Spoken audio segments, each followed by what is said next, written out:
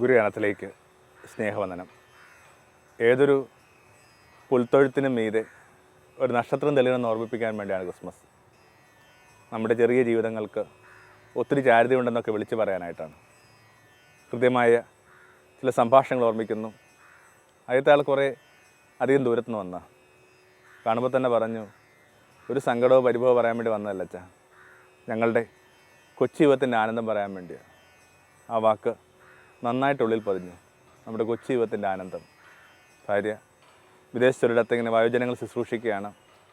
ഒരു വർഷം കൂടി കഴിയുമ്പോൾ ഞങ്ങൾ കടങ്ങളൊക്കെ തീരും. തിരിച്ചു വന്നിട്ട് ഞങ്ങൾക്ക് ഒരുമിച്ച് ചെയ്യാവുന്ന ഒത്തിരി കാര്യങ്ങൾ മനസ്സിലുണ്ട്.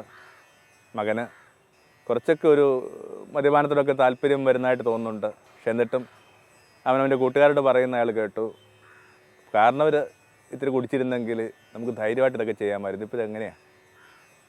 അങ്ങനെ എന്തുമാത്രം കൊച്ചു കൊച്ചു സന്തോഷങ്ങൾ നമ്മുടെ ചെറിയ ജീവിതത്തിനുണ്ട്. വയോധികരായ മാതാപിതാക്കൾ വീട്ടിലുണ്ടാകും. ശരിയാണ്, അവരെങ്ങും പോകുന്നൊന്നുമില്ല. എന്നിട്ടും മിക്കവാറും പുലരികളിൽ അവരെ ഷേവ് ചെയ്യിപ്പിച്ച് വെള്ളവസ്ത്രമൊക്കെ ഉടുപ്പിച്ച് ഇങ്ങനെ ഉമ്മറത്തൊക്കെ അവരിയ്ക്കുന്ന കാഴ്ച എത്ര ഹൃദയസ്പർശിയാണ്. എന്ത് സന്തോഷം തരുന്ന കാഴ്ചയാണ്. ഇല്ലെങ്കിൽ ക്രിസ്മസ് അവധിയാണ്, ദൂരെ എവിടെയോ നേഴ്സിംഗിന് പഠിക്കുന്ന നിങ്ങളുടെ കുഞ്ഞുങ്ങളെ രാത്രി വണ്ടിക്ക് വരുമെന്നൊക്കെ ഓർത്തിട്ട് അവരെ കാത്തി മഞ്ഞത്ത് നിൽക്കുക. ഇല്ലെങ്കിൽ തലേന്ന് പെയ്ത ആ മഴയിൽ ഒരു വട്ടവലയൊക്കെ ആയിട്ട് വയൽച്ചാലുകളിൽ നിന്ന് മീൻ പിടിക്കാൻ പോവുക. ഇതുമാത്രം ഭംഗിയുള്ള കൗതുകമുള്ള അനുഭവങ്ങൾ നമ്മുടെ ഈ കൊച്ചു ജീവിതത്തിൻ്റെ ചാരത്തുണ്ട്, ഓരത്തുണ്ട്. മറ്റൊരു സംഭാഷണം കൂടി ഓർമ്മിക്കുന്നുണ്ട്. അതിങ്ങനെ ഓട്ടോയെക്കുറിച്ചുള്ള സംഭാഷണം. ഇങ്ങനെയായിരുന്നു ചങ്ങാതി പറഞ്ഞു തുടങ്ങിയത്. ഓട്ടോ ഒരു ചെറിയ വാഹനമല്ല, നത്തോലി ഒരു ചെറിയ മീനല്ല, പ്രീ ഡിഗ്രി അത്ര മോശപ്പെട്ട ഡിഗ്രി എന്നൊക്കെ പറയുന്ന നമ്മുടെ ഫലിതങ്ങൾ തുടർച്ചയൊന്നും ആയിരുന്നില്ല. അത് വല്ലാതെ കടക്കണ്ണിപ്പെട്ട ഒരു ജീവിതമായിരുന്നു അയാളുടെ. അയാളുടെ ആ ജീവിതത്തിന് ചങ്ങാടമായി മാറിയത് ഒരുപക്ഷെ ഒരു കളിപ്പാട്ടത്തെക്കാൾ ഇത്തിരി കൂടി വലിപ്പമുള്ള ഈ മുച്ചക്രമാണ്. ഞാൻ ഓർക്കുന്നുണ്ട്, ഈ ചെറിയ വാഹനം നേരെ സൂചിപ്പിച്ചാണെങ്കിൽ ഈ കളിപ്പാട്ടത്തെക്കാൾ ഇത്തിരി കൂടി വലിപ്പമുള്ള ഈ ചെറിയ വാഹനം എത്രയോ വീടുകളുടെ അന്നമായി, എത്രയോ പെങ്ങന്മാരുടെ കെട്ടുതാലിയായി, എത്രയോ കുഞ്ഞുങ്ങളുടെ അക്ഷരമായി, എത്രയോ വയോധികരുടെ രോഗപരിപാലനമായി.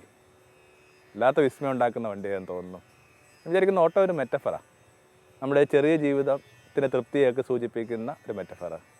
അതിൻ്റെ ഏറ്റവും വലിയ പ്രത്യേകത ഞാൻ കാണുന്നത് അതിന് വാതിലില്ലെന്നുള്ളതാണ്. നിങ്ങൾക്ക് എപ്പോൾ വേണമെങ്കിലും അതിലേക്ക് പ്രവേശിക്കാൻ പറ്റുന്ന വിധത്തിൽ സാധാരണക്കാരുടെ ജീവിതം കണക്ക് സ്വാഗതം ചെയ്യപ്പെടുന്ന തുറന്നിട്ട വാതിലുള്ള ഒരു ചെറിയ വാഹനം. ചിലപ്പോഴെങ്കിലും അത് നിങ്ങൾ ഇത്തിരി ഡിസ്റ്റർബ് ചെയ്യാറുണ്ട്. ഓട്ടോ ഓടിച്ചുകൊണ്ടിരിക്കുന്ന ആൾ നിങ്ങളുടെ വ്യക്തിപരമായ കാര്യങ്ങൾ കൂടുതലായിട്ട് ഇടപെടുക. അത് സാധാരണക്കാരുടെ നന്മയാണെന്നൊക്കെ മനസ്സിലാക്കാനുള്ള വിവേകം നമുക്കില്ലാതെ പോയെന്ന് മാത്രം ധരിച്ചാൽ മതി. ചെറിയൊരു ദൂരങ്ങളേ ഉള്ളൂ. പരമാവധി തൊട്ടടുത്തുള്ള പള്ളിയിൽ അല്ലെങ്കിൽ മാർക്കറ്റ്, ആശുപത്രി, ചെറിയ ദൂരങ്ങളാണ്. ഒരു ചാറ്റമഴയോളം പോലും നീണ്ടു നിൽക്കാത്ത നമ്മുടെ ചെറിയ ചെറിയ സഞ്ചാരങ്ങളുടെ ഭംഗി. കായികം എന്ന് വിശേഷിപ്പിക്കാവുന്ന വാക്കിൽ നിന്നാണ് റിക്ഷ എന്ന് പറഞ്ഞ വാക്ക് വരിക. ജപ്പാനിൽ നിന്നാണ് വരുന്നത്. ആ വാക്കിൻ്റെയൊക്കെ അർത്ഥം ഇങ്ങനെ മാനുവൽ ആയിട്ടുള്ളത് തന്നെയാണ്. അപ്പോൾ മനുഷ്യൻ്റെ ആ കായിക ശക്തിയും അവന് ലളിതമായ ആഗ്രഹങ്ങളുടെയും ഒക്കെ നല്ലൊരു രൂപകം കണക്ക് തോന്നുന്നുണ്ട് ഓട്ടോ. പറഞ്ഞു വരുന്നത് ക്രിസ്മസ് നമ്മുടെ ചെറിയ സന്തോഷങ്ങൾ ഓർമ്മിക്കാൻ വേണ്ടിയാണ്. ചെറുതുകളുടെയും ചെറിയവരുടെയും ഒക്കെ ഉത്സവമായിട്ട് ക്രിസ്മസ് തിരിച്ചറിഞ്ഞാൽ നല്ലതാണ്. ആ പുൽത്തൊഴുത്തോട്ട് ആരംഭിക്കുക. ചിലപ്പോൾ തോന്നുന്നു ഈ കൃപ പോലും നീതീകരിക്കപ്പെടാൻ പാടില്ലെന്ന്. അതങ്ങനെ വളരെ ഇങ്ങനെ ഒരു ബുദ്ധിമുട്ട് ആയിട്ട് പറയുന്നതല്ല. കുറച്ചുകൂടി നിങ്ങൾ വേറെ പുസ്തകം പഠിക്കുമ്പോൾ നമുക്ക് മനസ്സിലാകും, ഒരു കൃബിൻ്റെ പോലും പശ്ചാത്തലം അവൻ്റെ പിറവിക്ക് ഉണ്ടായിരുന്നിട്ടുണ്ടാവില്ല. കാര്യം ശരിയാണ്. അസിസിലെ ഫ്രാൻസിസാണ് ഈ ക്ലബ്ബൊക്കെ ആരംഭിച്ചത്. അതിങ്ങനെ വളരെ പൊതുവായൊരിടത്തിൽ വെച്ച് എനിക്ക് തോന്നുന്നു എല്ലാം ജീവനുള്ളത് തന്നെയായിരുന്നു. ജീവനുള്ള മൃഗങ്ങളും ജീവനുള്ള മനുഷ്യരും ആകപ്പാടെ ആ ഒരു ചെറിയ ഉണ്ണിയുടെ രൂപം മാത്രമായിരുന്നു ഇങ്ങനെ കൈകൊണ്ട് മെനഞ്ഞെന്നൊക്കെയാണ് കരുതുക. അതുപോലും പുഞ്ചിരിച്ചു എന്നൊക്കെയാണ് പാരമ്പര്യം. പക്ഷെ പ്രശ്നം ഇതാണ്, നമ്മൾ വായിച്ചുകൊണ്ടിരിക്കുന്ന വേദപുസ്തകത്തിനകത്ത് അവനെ പുൽത്തൊഴുത്തിൽ കിടത്തിയെന്ന് മാത്രമേ പറയുന്നുള്ളൂ. സ്വാഭാവികമായിട്ട് എന്തായിരിക്കും സംഭവിച്ചിട്ടുണ്ടാവുക? സത്രങ്ങളൊക്കെ കൊട്ടിയടക്കപ്പെട്ട ആ രാത്രിയിൽ നിറവേറുള്ളൊരു സ്ത്രീയും അവളുടെ തൊഴിലാളി ഭർത്താവും കൂടി ഇങ്ങനെ അലഞ്ഞു കിടക്കുമ്പോൾ പെരുവഴിയിൽ എവിടെയോ പിറന്നു വീണ കുഞ്ഞിൻ്റെ പേരായിരിക്കും യേശു. അതുകൊണ്ടാണ് വർഷങ്ങൾക്ക് ശേഷം ആ മകൻ ഇങ്ങനെ പറയുന്നുണ്ട്, കുരുവിക്ക് കൂടും കുറുനരികൾക്ക് മാളവുമുണ്ട്, എനിക്ക് വീടില്ല. പിറന്നിടത്തിൻ്റെ പേരൊക്കെയാണ് വീട്. അപ്പോൾ ഒരു വളരെ ശരാശരി എന്ന് വിശേഷിപ്പിക്കാൻ ജീവിതം, അല്ലെങ്കിൽ അതിലും താഴ്ന്നൊരു ജീവിതം. അതിന് മീതെ എന്തൊരു ഭംഗിയാണ് ഉണ്ടായത്. ആ ചെറിയ കുടിലിന് മീതെ ഇപ്പോൾ ആരൊക്കെയാണ് വരുന്നത്? ആകാശത്തുനിന്ന് നക്ഷത്രം വന്ന് അതിന് മീതെ നിശ്ചലമായിട്ട് നിൽക്കുകയാണ് ഉറ്റുനോക്കിക്കൊണ്ട്. മാലാഖമാർ വരുന്നുണ്ട്. പിന്നെ രാപാർത്തിരുന്ന ഇടയന്മാർ. ഓർമ്മിക്കണം, രാത്രി ഉറങ്ങാനായിട്ട് പോലും അവകാശമില്ലാത്ത ഇടയന്മാരത്. അവരിങ്ങനെ ആടുകൾക്ക് ഇങ്ങനെ കാവലിരിക്കും. കാരണം എപ്പോൾ വേണമെങ്കിലും ഈ ആടുകളുടെ മീതെ ശ്രദ്ധ പാളിക്കഴിഞ്ഞെന്നാൽ ഒത്തിരി പ്രശ്നങ്ങളുണ്ട്. കുറുനരിയാവാം, മോഷ്ടാക്കളാവാം. അതുകൊണ്ട് അവരിങ്ങനെ കണ്ണിങ്ങനെ ഇങ്ങനെ ഇങ്ങനെ അടക്കാതെ ഇങ്ങനെ കാവലിരിക്കുന്ന മനുഷ്യരാണ്. അത്രയും ദരിദ്രമെന്ന് ഓർത്താൽ മതി. കാരണം ദരിദ്രർക്കാണുള്ള ഈ രാത്രി വിശ്രമങ്ങളൊക്കെ തീരെ നിശ്ചയിക്കപ്പെട്ടുള്ളത്. അത് നിങ്ങൾ ഏത് തൊഴിലുമായി ബന്ധപ്പെട്ട് നോക്കിയാൽ നമുക്കറിയാം, ബുദ്ധിമുട്ടുന്നവർക്കാണ് ഈ രാത്രി പ്രശ്നം. അത് IT-യിലേക്ക് ഉണർന്നിരിക്കുന്ന നിങ്ങളുടെ കുഞ്ഞുങ്ങളാണെങ്കിൽ പോലും ഞാൻ വിചാരിക്കുന്നു, ഈ രാത്രി ഇങ്ങനെ ഉണർന്നിരിക്കുക എന്ന് പറയുന്നത് ഓരോരുത്തർ അനുഭവിക്കുന്ന ബുദ്ധിമുട്ടുകളുടെ കൂടി പ്രതീകം കൂടിയാണ്. ഇവരൊക്കെ വന്നിട്ട് ആ ഇടത്തെ എത്ര ഭംഗിയുള്ളതാക്കി മാറ്റുന്നു. നമുക്ക് എന്തുകൊണ്ട് നമ്മുടെ ചെറുതുകളിൽ കുറേ കൂടി ആനന്ദിച്ചുകൂടാ? ജീവിക്കാനായിട്ട്, സന്തോഷിക്കാനായിട്ട് വലിയ കാര്യങ്ങൾ മാത്രം മതി എന്നൊക്കെ നമ്മൾ എങ്ങനെയാണ് തെറ്റിദ്ധരിച്ചത്? ഒരു മാസിക വായിക്കുകയായിരുന്നു. ഒരു പക്ഷേ ഈ നാട്ടിലെ ഏറ്റവും ധനികെന്ന് വിശേഷിപ്പിക്കുന്നൊരു സ്ത്രീ, അല്ലെങ്കിൽ അത്തരം ഒരു പശ്ചാത്തലത്തിലുള്ളൊരു സ്ത്രീ എത്ര ലളിതമായിട്ടാണ് പറയുന്നത്, കഴിഞ്ഞ എൻ്റെ പിറന്നാൾ ദിനത്തിന് അദ്ദേഹം എനിക്കൊരു പ്രൈവറ്റായിട്ടൊരു ജെറ്റ് വാഹനം വാങ്ങി തന്നു, ഒരു ചെറിയ വിമാനം വാങ്ങി തന്നതൊക്കെ. അതിനകത്ത് പൊങ്ങച്ചത്തിൻ്റെ ലാഞ്ചനയൊന്നുമില്ല. വളരെ ചെറിയൊരു കാര്യം പറയുന്നതാണ്. കുട്ടികൾ കളിപ്പാട്ടം വാങ്ങിതെന്ന് പറയുന്ന അത്രയും ലാഘവത്തിൽ പറയുന്ന വിധത്തിൽ മനുഷ്യരുടെ ജീവിതശൈലികളൊക്കെ ഉയർന്നു പോകുമ്പോഴാണ്. വലിയ കാര്യങ്ങളെക്കുറിച്ച് മാത്രം മനുഷ്യർ പറയുന്ന കാലത്തിനകത്തൊക്കെ ചിലപ്പോൾ തോന്നുന്നു, നിങ്ങൾ ജോലി കഴിഞ്ഞിട്ട് തിരിച്ചു വരുമ്പോൾ നിങ്ങളുടെ പ്രിയപ്പെട്ടവൾക്ക് വേണ്ടി വാങ്ങിക്കൊടുക്കുന്ന ഒരു മസാല ദോശ പോലും ചിലപ്പോൾ കണ്ണു നടക്കും. അപ്പോൾ ജീവിതത്തിൻ്റെ ആനന്ദം എന്നൊക്കെ പറയുന്ന ഈ വലിയ കാര്യങ്ങളില്ല. മെഗ്ലോമാനിയ എന്ന് പറയുന്ന ഒരു മാനസിക രോഗം പതുക്കെ നമ്മുടെ കാലത്തെ വിഴുങ്ങിക്കൊണ്ടിരിക്കുക. ഇങ്ങനെ അവനവന് തന്നെ വലിപ്പമുണ്ടെന്ന് കരുതുകയും സ്വാഭാവികമായിട്ട് വലുതിനോട് ഉയരമുള്ളതിനോട് മാത്രം വിധേയത്വം അനുഭവപ്പെടുന്നൊരു മാനസികാവസ്ഥയുടെ പേരാണത്. വലിയ ആ ദേവാലയങ്ങളൊക്കെ പണിയുന്ന ഒരു വാശിയായിട്ട് എടുക്കുമ്പോൾ എനിക്ക് തോന്നുന്നു മിക്കവാറും അതിൻ്റെ ഇരയാണ്. കാരണം ആ ചെറിയ കാര്യങ്ങൾ കൊണ്ട് തങ്ങൾ വിചാരിക്കുന്ന കാര്യങ്ങൾ ഇങ്ങനെ ആവിഷ്കരിക്കാനായിട്ട് അവർക്ക് പറ്റുന്നില്ല. വത്തിക്കാൻ ചരിത്രത്തെക്കുറിച്ച് പോലും നമ്മൾ പറയുന്നത് 120 വർഷം എടുത്തെന്നാണ് പറയുന്നത്. അതിന് പിന്നിൽ എനിക്ക് തോന്നുന്നു നിശ്ചയമായിട്ടും ഇത്തിരി ഒരു ബുദ്ധിമുട്ടുള്ള പശ്ചാത്തലം കൂടി ഉണ്ടാകും. കാരണം അലഞ്ഞു കടന്ന ഭൂമിയിൽ അങ്കുലം മണ്ണില്ലാതെ, നേരെ സൂചിപ്പിച്ച് എനിക്ക് പറക്കാനിടവില്ല, മരിക്കാനിടവില്ല, വസിക്കാനിടവില്ലാതെ കടന്നു പോയ ഒരാളുടെ വലിപ്പം പ്രഖ്യാപിക്കേണ്ടത് ഇങ്ങനെ കെട്ടിപ്പൊക്കുന്ന ആ കെട്ടിടങ്ങളുടെ വലിപ്പം കൊണ്ടാണെന്നും അതിൻ്റെ കമാനങ്ങളുടെ ഉയരം കൊണ്ടാണെന്നുമൊക്കെ മനുഷ്യർ തെറ്റിദ്ധരിച്ചിരുന്ന കാലമായിരുന്നത്. വിശേഷിച്ചും റോമിൻ്റെയൊക്കെ ഒരു പശ്ചാത്തലത്തിലാണ് ക്രിസ്ത്യാനിറ്റിയുടെ രണ്ടാമത്തെ ഒരു മുഖം ആരംഭിക്കുക. റോം നിശ്ചയമായിട്ടും ഇങ്ങനെയുള്ള വലിപ്പമുള്ള കാര്യങ്ങൾ മാത്രം വിശ്വസിച്ചിരുന്ന. അതിനിടയിൽ നമ്മൾ പാർക്കുന്ന ചെറിയ ഇടങ്ങളുടെ ഭംഗി നമ്മൾ കാണാതെ പോയി. ഷൊമക്കറുടെ ഒരു പുസ്തകമുണ്ടല്ലോ, സ്മോൾ ഈസ് ബ്യൂട്ടിഫുൾ. അതിന് കാരണമായിട്ട് പുള്ളി പറയുന്നത് നമ്മുടെയൊക്കെ തെറ്റിദ്ധാരണ ഉണ്ടാകും. എന്താണ് മനുഷ്യന് ഏറ്റവും അത്യാവശ്യമെന്നും മനുഷ്യൻ എന്താണെന്നും മനസ്സിലാക്കി കഴിഞ്ഞെന്നാൽ ഈ ചെറുതുകളിൽ സന്തോഷിക്കാനായിട്ട് പറ്റും. അല്ലെങ്കിൽ കൺക്ലൂഡ് ചെയ്യുന്നത് അതിനെക്കുറിച്ച് അത്തരമൊരു വിചാരം കൺക്ലൂഡ് ചെയ്യുന്നത് എങ്ങനെയാണ്? Man is in fact very small being. ആ വളരെ ചെറിയൊരു നിലനിൽപ്പിൻ്റെ പേരാണ് മനുഷ്യൻ.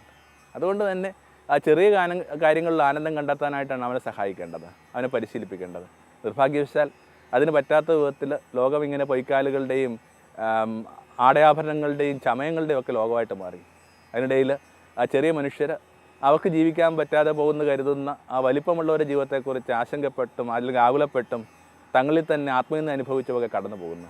അവനവൻ പാർക്കുന്ന ജീവിതത്തിൻ്റെ ആനന്ദം തിരിച്ചറിയുക. അതുകൊണ്ടാണ് യേശുവിൻ്റെ പരസ്യതൊക്കെ ആരംഭിക്കുന്നത് അങ്ങനെയാണ്. അവൻ പച്ചവെള്ളത്തെ വീഞ്ഞാക്കി എന്നാണ് പറയുന്നത്. വളരെ വ്യക്തമായിട്ട് യോഹന്നാൻ പറയുന്നുണ്ട്, ഇത് അവൻ്റെ ആദ്യത്തെ അടയാളമായിരുന്നു. അടയാളം എന്ന് പറയുന്നത് എല്ലാ കാലങ്ങളിലും പുതിയ അർത്ഥങ്ങൾ പറഞ്ഞു തരുന്ന അടയാളം. നിങ്ങൾ ചെറിയ പ്രായത്തിൽ ആ പച്ചവെള്ളം വീഞ്ഞാൻ എന്നൊക്കെ പറയുന്ന വലിയൊരു അത്ഭുതമൊക്കെ ആയിട്ട് വിസ്മയിച്ചിട്ടുണ്ടാകും.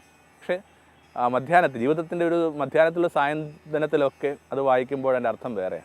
അവനവൻ ജീവിച്ചുകൊണ്ടിരിക്കുന്ന പച്ചവെള്ളം കണക്ക് ലളിതമായ നിസ്സാരമെന്ന് കരുതുന്ന ജീവിതം പോലും ഇത്തിരി ഇച്ഛാശക്തിയും അവൻ്റെ പൊൻകരവും ഉണ്ടെങ്കിൽ, ഒരു മാറിയ ജീവിത വീക്ഷണമുണ്ടെങ്കിൽ നിങ്ങൾക്ക് വല്ലാത്ത ലഹരി നൽകുന്ന അനുഭവമാക്കി മാറ്റാൻ പറ്റും. പച്ചവെള്ളത്തെ വീഞ്ഞാക്കി മാറ്റാൻ പറ്റും. അവൾ നിങ്ങൾക്ക് വേണ്ടി വിളമ്പി വെക്കുന്ന അത്താഴം ഏത് പാതിരാവിൽ ചെല്ലുമ്പോഴും അതിവിടെ മൂടി വെച്ചിട്ടുണ്ടല്ലേ?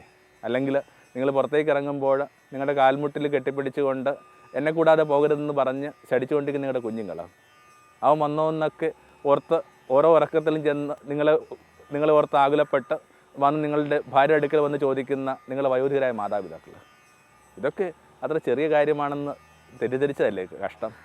ഇതൊക്കെയല്ലേ ജീവിതത്തിൻ്റെ വീഞ്ഞായി മാറുന്ന പച്ചവെള്ളം എന്നൊക്കെ മനുഷ്യർ ധരിച്ചിരുന്ന കാര്യങ്ങൾ? അത്തരം അനുഭവങ്ങൾ ഇല്ലാതെ പോകുന്നവർക്കറിയാം എത്രയും മൂല്യമുള്ളതാണെന്ന്.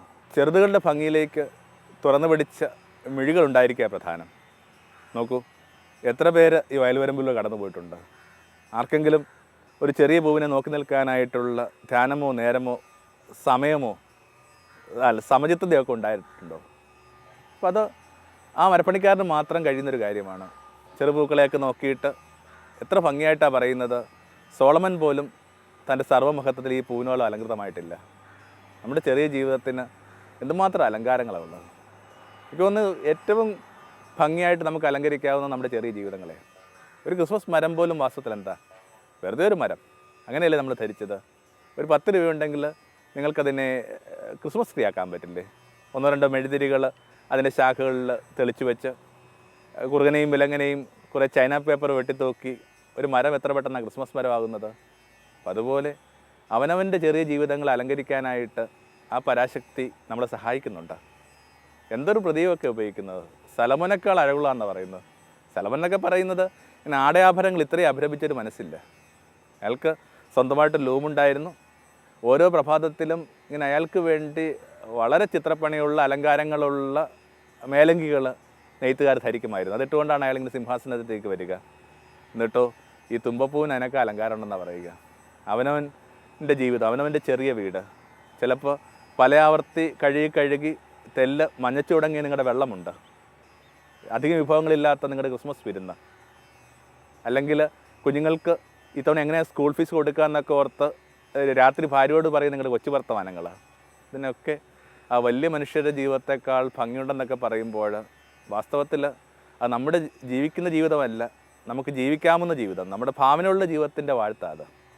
എന്നോർത്ത് കഴിഞ്ഞാൽ അവൻ്റെ ജീവിതം മുഴുവൻ അത്തരം ഈ ചെറുതുകൾക്ക് വേണ്ടി ലുത്തീനിയായിരുന്നു, ദീർഘമായ ലുത്തീനി. ആ ഒരു ആറ്റിറ്റ്യൂഡ് വെച്ചുകൊണ്ട് നിങ്ങൾ വെറുതെ ഒന്ന് വേദപുസ്തകം വായിക്കാം, ഒക്കെ ചെറുതിനുള്ള വാഴ്ത്താണ്. കിളികളെയൊക്കെ വാഴ്ത്തുന്നിടക്ക് അടക്കാക്കുരുവിനെ കുറിച്ചാണ് പറയുന്നത്. ഒരു നാണയത്തിന് 2 വീതം വിൽക്കപ്പെടുന്ന അത്രയും അരക്കാശിൻ്റെ പോലും വിലയില്ലാത്ത കിളികൾ ഇതിനൊക്കെ ഉറ്റുനോക്കി കിടക്കുന്ന കണ്ടിട്ടില്ലേ? ഒരുപക്ഷെ ഏറ്റവും നല്ല ഒരു പക്ഷി നിരീക്ഷകൻ ക്രിസ്തു ആയിരിക്കും എന്നൊക്കെ പറഞ്ഞ് ഒരു ചെറിയ പുസ്തകം വായിച്ചിട്ടുണ്ട്. അതിൻ്റെ ആ എംഫസിസ് വിട്ടുകളാണ്. പക്ഷെ അതിനകത്തൊരു സത്യം കിടപ്പുണ്ട്. ഇങ്ങനെ കടലോരങ്ങളിൽ ചുട്ടുപൊള്ളുന്ന വെയിലിൽ മീതെ ആകാശത്തിലേക്ക് അപ്പ നോക്കി നിലവിളിക്കുന്ന അവൻ്റെ മിഴികളുടെ മീതെ കൂടി ചെറുകിളികളൊക്കെ പറന്നു പോയിട്ടുണ്ടാകും. ആ ചെറുകിളികളിൽ ഒന്നുപോലും പതിക്കാതെ സൂക്ഷിക്കുന്ന ആ പരമചൈതന്യത്തെ ഓർത്ത് അവൻ്റെ കണ്ണ് നിറഞ്ഞിട്ടുണ്ടാകും. നമ്മുടെ ചെറിയ ജീവിതത്തിന് ഒരു പരിക്കും പറ്റാതെ മുമ്പോട്ട് കൊണ്ടുപോകാനായിട്ട് അവിടെ സഹായിക്കുന്നുണ്ട്. ഇടയ്ക്കിടയ്ക്ക് ഓർമ്മിക്കണം, ഒരു നാണയത്തിന് 2 ചെറുവീരുകൾ വിൽക്കപ്പെടുന്നതായിട്ട് നിങ്ങൾ കേട്ടിട്ടില്ലേ? എന്നിട്ടും അവയിൽ ഒന്നുപോലും എൻ്റെ പിതാവറിയാൻ നിലത്ത് പതിക്കുന്നില്ലല്ലോ. അല്പവിശ്വാസികളെ, നിങ്ങളുടെ ജീവിതത്തിന് എന്തുമാത്രം മൂല്യമുണ്ട്. അപ്പോൾ 10,000-കണക്കിന് ചെറുകിളികളേക്കാൾ മൂല്യമുണ്ടെന്ന് കരുതുന്ന നമ്മുടെ ജീവിതത്തെ ഓർത്ത് നമ്മൾ ഇത്രയും ആശങ്കപ്പെടാറുണ്ട്. ആരോ ഒരാൾ നമ്മുടെ കാര്യത്തിൽ ശ്രദ്ധാലുവാണ്. ഒരുപക്ഷെ ഇതായിരുന്നു യേശു ഉണ്ടാക്കിയൊരു വ്യത്യാസം. യേശു ആരുടെയും ഭൗതിക ജീവിതത്തെ കാര്യമായിട്ട് മെച്ചപ്പെടുത്തിയില്ല. 1-2 ഇടങ്ങളിൽ ഈ അപ്പം വാഴ്ത്തിയ ഒരു അനുഭവം ഒഴിച്ചു കഴിഞ്ഞാൽ മനുഷ്യൻ്റെ ജീവിച്ചുകൊണ്ടിരിക്കുന്ന, സ്ട്രഗിൾ ചെയ്തുകൊണ്ടിരിക്കുന്ന ആ ഭൗതിക സാഹചര്യങ്ങൾക്ക് മീതെയായിട്ട് ഒരു വ്യത്യാസം യേശു ഉണ്ടാക്കിയില്ല. എന്നിട്ട് അവൻ്റെ കാലത്തെ മനുഷ്യൻ്റെ പുഞ്ചിരി അവൻ വീണ്ടെടുത്തു. കാരണം ആ ചെറുതുകളുടെ അഴകും ആ ചെറുതുകളുടെ ഭംഗിയും പറഞ്ഞു കൊടുത്തും ആ ചെറുതുകളെ മീതെ ശ്രദ്ധിക്കുന്ന തമ്പുരാനെ നമസ്കരിക്കാനും ഒക്കെ പറഞ്ഞ് അവൻ്റെ കാലത്തിൻ്റെ മനോഭാവങ്ങൾ അവൻ മാറ്റിയെടുത്തു. മലയോളം വലിപ്പമുള്ള വിശ്വാസമൊന്നും പറഞ്ഞില്ല അവിടുന്ന്, ഈ കടുകുമണിയുള്ള വിശ്വാസം. ഇതൊക്കെ നിങ്ങൾ വിചാരിക്കുന്നുണ്ടോ ഇങ്ങനെ ചെറുതിലേക്കുള്ള വാഴ്ത്തുകളല്ലാതെ മറ്റെന്തെങ്കിലും ആണെന്നുള്ളത്? എന്തോ അതിനകത്താണ് നിങ്ങൾ ഇന്ന് ഏറ്റവും ചെറിയ കാര്യം പോലും ഓർമ്മിക്കപ്പെടുമെന്നാണ് പറയുന്നത്. എൻ്റെ നാമത്തിൽ നിങ്ങൾ കൊടുക്കുന്ന ഒരു പച്ചവെള്ളം പോലും, ഒരു ഗ്ലാസ് പച്ചവെള്ളം പോലും എൻ്റെ സ്മൃതികൾ ഉണ്ടായിരിക്കുമെന്നൊക്കെ പറയുന്നതിൻ്റെ അർത്ഥം എന്താണ്? അപ്പോൾ നമ്മൾ ജീവിച്ചുകൊണ്ടിരിക്കുന്ന, ഒരുപക്ഷെ നിറം കെട്ടതെന്നൊക്കെ ബാക്കിയുള്ളത് തെറ്റിദ്ധരിക്കുന്ന, നമുക്ക് തന്നെ പുറത്ത് കടക്കണമെന്ന് ആഗ്രഹിക്കുന്ന ആ ചെറിയ ജീവിതത്തിൻ്റെ ഭംഗിയിലേക്ക് മടങ്ങി വരികയായിരിക്കും ഏറ്റവും നല്ല ക്രിസ്മസ് ആചരണം തോന്നുന്നു. ചെറിയ ചെറിയ ചുവടുകളിൽ വിശ്വസിക്കുക. 5 അപ്പം കൊണ്ട് 5000 പേരെ പോറ്റുന്നതൊക്കെ എന്തിൻ്റെ അടയാളമാണ്? മനുഷ്യൻ്റെ കൈവശമുള്ള ചെറിയ അപ്പക്കഷ്ണങ്ങൾ കൊണ്ട് ലോകത്തിൽ വലിയ അത്ഭുതങ്ങളൊക്കെ സൃഷ്ടിക്കാൻ പറ്റും. ഞാൻ ഓർക്കുന്നുണ്ട്, ചെറിയ ചെറിയ കാര്യങ്ങളിൽ ഏർപ്പെടുന്ന മനുഷ്യരുടെ എപ്പോഴുമുള്ള ആകുലത, ഞങ്ങളുടെ ഈ ചെറിയ ചെറിയ ഇടപെടൽ കൊണ്ട് ലോകത്ത് എന്ത് വ്യത്യാസം ഉണ്ടാകുന്നുള്ളൂ. വിശേഷിച്ചും മനുഷ്യനും പ്രകൃതിക്കും വേണ്ടി ജീവിക്കുന്ന എല്ലാ മനുഷ്യരുടെ ആശങ്ക അതാ. ലോകം ഇത്രയും കഠിനമായിക്കൊണ്ടിരിക്കുമ്പോൾ, ലോകത്തിൻ്റെ പച്ചയൊക്കെ തീരെ ഇല്ലാതെ പോകുമ്പോൾ, ലോകത്തിൻ്റെ പുഴകളൊക്കെ ഇങ്ങനെ മണലായി മാറിക്കൊണ്ടിരിക്കുമ്പോൾ, മനുഷ്യർ ചെയ്യുന്ന ചെറിയ ചെറിയ സ്നേഹത്തിൻ്റെയും കരുണയുടെയും ഒക്കെ അടയാളങ്ങൾക്ക് ഈ വലിയ പ്രപഞ്ചത്തിൽ എന്ത് വ്യത്യാസം ഉണ്ടാക്കാൻ പറ്റുന്നതിനെക്കുറിച്ച് എല്ലാവരും ആശങ്കപ്പെടുന്നുണ്ട്. അത്തരം നേരങ്ങളിലൊക്കെ അത്തരം ആശങ്ക പങ്കുവയ്ക്കുന്നവരോടൊക്കെ ഞാൻ പറയുന്നത് ആ പഴയ കഥയാണ്. ഒരു കുട്ടി ഇങ്ങനെ ആ കടപ്പുറത്ത് കൂടി നടന്നു പോകുമ്പോൾ അവൻ കാണുന്നുണ്ട് തിരകളടിച്ച് ഈ മണൽത്തിരയിലേക്ക് വരുന്നത്. വേലിയേറ്റത്തിൻ്റെ നേരമായിരിക്കാം. നമുക്കറിയാം സ്വാഭാവികമായിട്ട് വെള്ളം പെട്ടെന്ന് പിൻവാങ്ങുകയും ചെയ്യും. എന്നാൽ ഈ മണലിൽ കുരുങ്ങിയ മീനുകൾക്ക് പിന്നെ രക്ഷയില്ലല്ലോ. അതുങ്ങളിങ്ങനെ മണലിൽ കിടന്ന് പൊരുവയിൽ കിടന്നിങ്ങനെ പെടയുമ്പോൾ ഈ കുഞ്ഞിങ്ങനെ ഓരോരോ മീനെ എടുത്തുകൊണ്ട് പോയി കടലിലേക്ക് ഇടുക. അത് കണ്ട് വല കെട്ടിക്കൊണ്ടിരിക്കുന്നൊരു മനുഷ്യൻ ഇങ്ങനെ പുഞ്ചിരിച്ചുകൊണ്ട് പറഞ്ഞു, കുട്ടാ നിനക്കറിയാമല്ലോ ഇത്രയും നീണ്ട കടൽ, ഇത്രയും വിശാലമായ കടലോരം, അവിടെ ഇവിടെയൊക്കെ വന്ന് അടിഞ്ഞുകൂടുന്ന ഇങ്ങനെ എണ്ണിത്തീർക്കാനാവാത്ത ചെറുമീനുകൾ, കണക്കില്ലാത്ത എണ്ണമില്ലാത്ത ചെറുമീനുകൾ, അതിലൊരു പൊടിമീനെ കൊണ്ടുപോയി നീ കടലിലേക്ക് ഇടുന്നത് കൊണ്ട് എന്ത് വ്യത്യാസം ഉണ്ടാകാൻ പോകുന്നത്?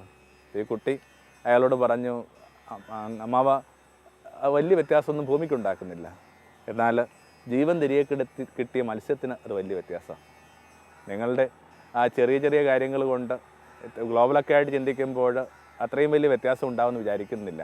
പക്ഷെ എന്നിട്ട് പോലും ആ ജീവൻ തിരികെ കിട്ടിയ ഒരുപക്ഷെ പഠനം തുടങ്ങാനായിട്ട് പറ്റിയൊരു പെൺകുട്ടി, അല്ലെങ്കിൽ ഇങ്ങനെ ഈ ഒരു പ്രത്യേക കാലഘട്ടത്തിനകത്ത് എന്തെങ്കിലും കാരണം കൊണ്ട് ചികിത്സ മുടങ്ങിയ ഒരാൾ, അവരുടെയൊക്കെ ചുണ്ടിൽ കാണുന്ന പുഞ്ചിരി, ആ പുഞ്ചിരിയെ തിരികെ പിടിക്കാനായിട്ട് നിങ്ങളൊരു നിമിത്തമായി നോർക്കുമ്പോൾ അത്രയൊക്കെ ഓർമ്മിച്ചാൽ പോരെ. പിന്നെ ഇതൊരു തെറ്റിദ്ധാരണയാണ്. ഈ ചെറിയ ചെറിയ കാര്യങ്ങൾക്ക് വലിയ വ്യത്യാസം ഉണ്ടാക്കാൻ പാടില്ല തെറ്റിദ്ധാരണ.